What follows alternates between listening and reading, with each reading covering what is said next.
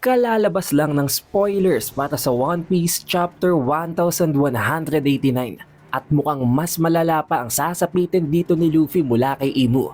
Dahil tutusukin na naman nitong si Imu si Luffy ng isa pang sword na tinatawag niya na Sea God Sword. Dahil dito, dalawang sword nang nakabaon sa kanyang katawan at pinindown pa siya nitong si Imu sa puno. Ganun na din ang possible na kahahantungan ni Sanji at nitong si Zoro sa dalawang Holy Knights na katapat nila. Mawi-witness natin dito kung paano isa-summon nitong si Imu ang lahat ng mga weapons niya. Tama kayo guys, 19 weapons. At ang mga weapon na yon ay ang weapon na nakatusok sa Empty Throne. Ang weapons ng previous kings ng 19 kingdoms na nasubjugate nitong si Imu sa Void Century. At ngayon, ang lahat ng weapons na yon may kanika nilang overpowered ability na ipinahiram niya kay Summers, kay Killingham, at ang isa pa, itinusok niya ulit dito kay Luffy para ibaon siya sa puno. Tama kayo, this time, dalawang sword na nakabaon sa katawan ni Luffy. Kaya ngayon ang tanong, paano pa nila ililigtas si Luffy at ang mga Straw Hat as well as ang mga Giants? Kaya dito may mag-i-interfere dito kay Luffy at dito kay Imu para protektahan siya, para i-prevent ang pagkamatay niya dahil hahampasin na siya ng isa pang sandata ni Imu na tinatawag niya na Xingtian Axe. Ang lahat ng yan at marami pang iba tatalakay natin dito sa ating full chapter spoiler para sa One Piece Chapter 1189. Kaya naman, siguraduhin nyo nang nakalike, nakasubscribe at na-ring nyo ng bell button. Pero wag na nating patagalin pa, let's go! Title page guys, mafe-feature daw itong si Nami na para bang pinagagalitan or pinapalo itong si Luffy, si Zoro at itong si Sanji na mga na-turn into monkeys. But enough of that, mag-proceed na tayo agad sa spoiler context dahil napakalupit ng chapter na ito. Pinakaunang page, pinakaunang detail sa spoiler guys, bumunot na naman ng isa pang weapon nitong si Imu. And this time, isang overpowered na weapon na naman to guys. Tinatawag niya ito na Sea God Sword. As for the abilities, for the features, hindi ko pa alam. But most likely may kinalaman nito sa pagmanipulate ng tubig or such. Dahil tulad nga ng Void Blade, may kinalaman yun sa Void at sa Anti-Life. This time, ang sandatang yun, ibinaon na naman nitong si Imu dito kay Luffy. Kaya kung nakita natin na ang lalana ng sitwasyon ni Luffy before sa previous chapter, mas lalala pa yun dito. At itinusok nitong si Imu si Luffy gamit ang dalawang sword na yon sa isang puno para hindi ito makagalaw, para hindi ito makatakas. Literal na nakakaawa si Luffy sa part na to. Although malayo ang pinaglalabanan ni Luffy at ni Imu mula sa ibang mga Straw Hats, para bang merong nag-hint or para bang may naramdaman na mali itong si Usopp, as if may nangyayaring masama na daw kay Luffy. Pero since alam natin na talagang wala naman silang binatbat kay Imu, hindi sila agad-agad rumesponde doon. Pero itong si Gunko naman guys, although nag-melt na nga ang ice na kinakukulangan nitong si Gunko dahil hindi inaasahan, accidentally tumama si Ragnir sa ice na yon. Oo, nakawala na siya, pero wala pa rin siyang consciousness. Hindi pa rin siya nagigising. And still, nandito pa rin ang napakalaking tanong, pag nagising itong si Gunko, magiging ba siyang kakampi o kalaban kung meron siyang Covenant Pact or Covenant Seal mula kay Imu? Etong si Loki naman guys, nagkaroon ng flashback sa kanyang memories. Oo, hindi siya makarecover, pero may natatandaan siya. Back then, nang mangyaring insidente ng pagkamatay ni King Harald sa Orust Castle, may naalala siyang binabanggit ni Shanks tungkol sa upcoming future war. At ang makakaharap daw, ang makakalaban na sunod nitong si Loki na i-invade sa Elbaf Kingdom ay ang King of the World. Now of course, walang iba kung hindi si Nero na Imu na nga.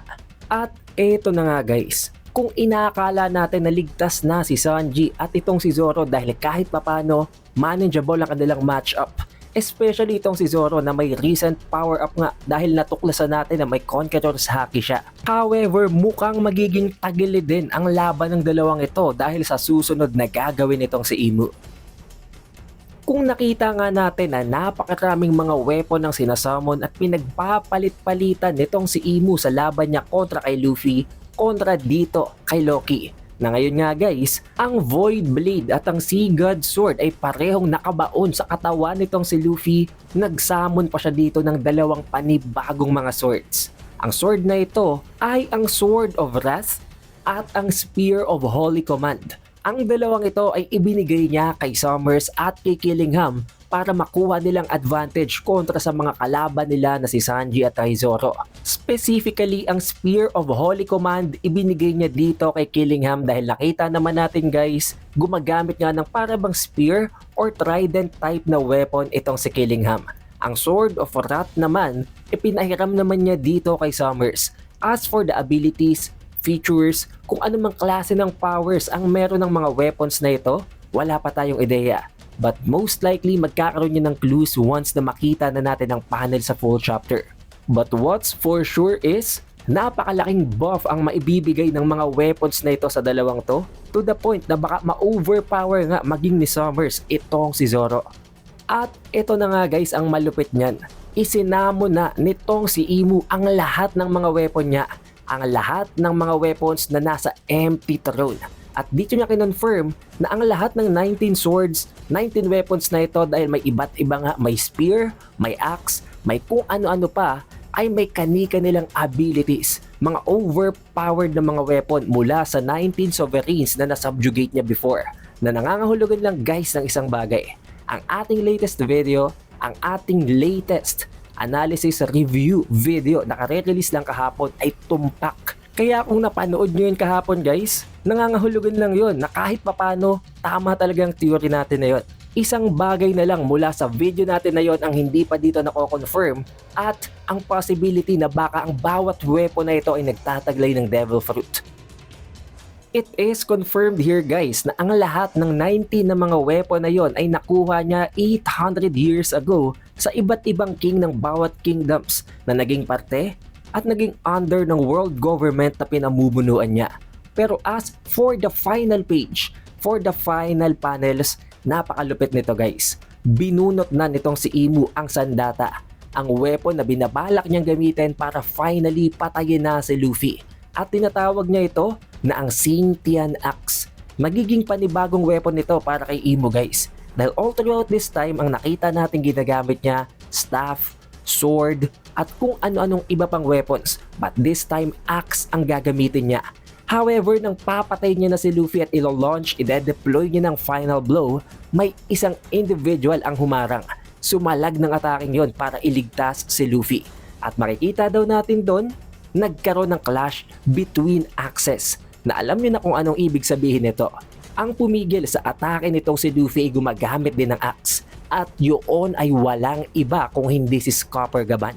Now, although oo napigilan niya ang blow na yun nitong si Imu, pero ang tanong, sapat ba ang abilities, ang capabilities ni Gaban para tapatan si Imu? Of course not. So most likely, magbabuy time lang siya at kung walang ibang external help na dadating sa Elbaf, mamamatay si Gaban.